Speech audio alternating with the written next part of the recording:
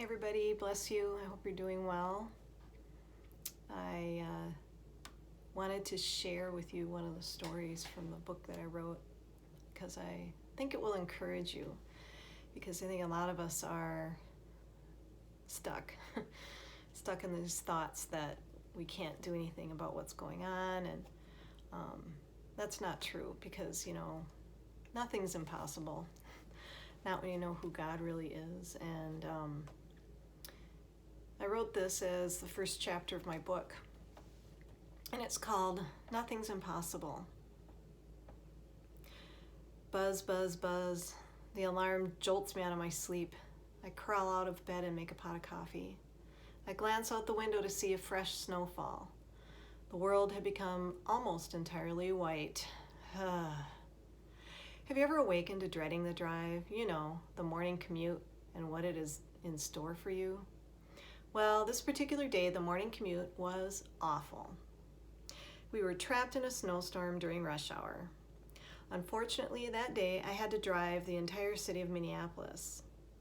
First, a white-knuckle drive to get my son to school. Such relief once we arrived safely. Determined, I embarked onto my next appointment at the exact opposite end of town.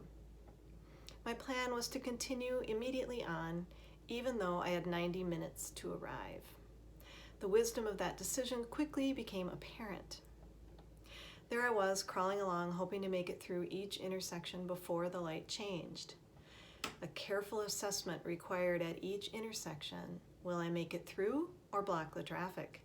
Though frustrating, it beat the earlier white knuckling at 45 miles per hour. Many times I felt my tires slipping, ice beneath, taunting me with, "I dare you." I was going to be very late. Throw caution to the wind. Let's move, baby. But no, I could only slog along with the herd, spacing my SUV just far enough back to avoid rear-ending the glowing, blinking eyes of the vehicle blockade ahead. They were almost mesmerizing as I gazed at them through my snow-filled windshield. I grew tired of the constant braking and the inevitable ice. We crawled along, a giant herd all heading somewhere, but none to the same destination. Left, right, my wipers were in rhythm with the music on the radio.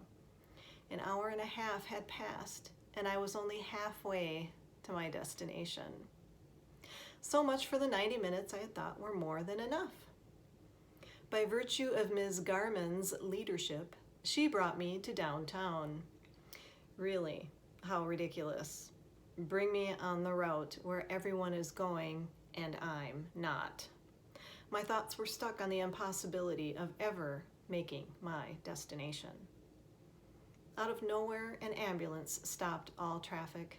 In unison, we all moved to the shoulder, and then, behold, a man riding a unicycle.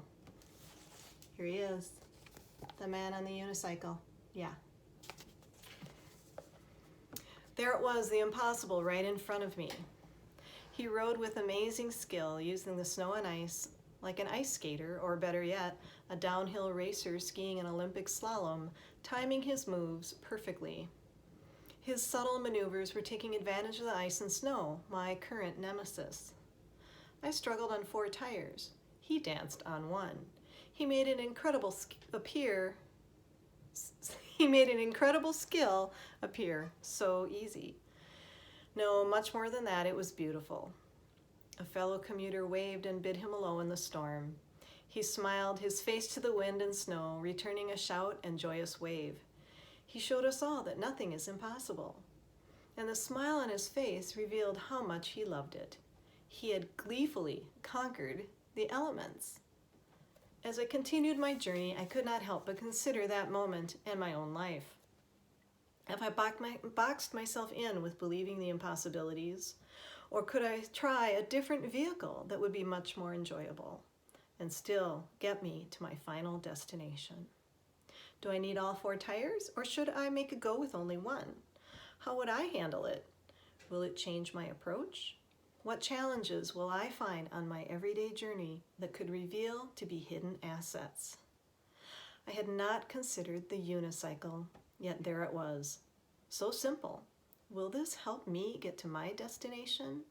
All I have to do is try. I finally found the catalyst, believe the impossible. Had to see it to believe it.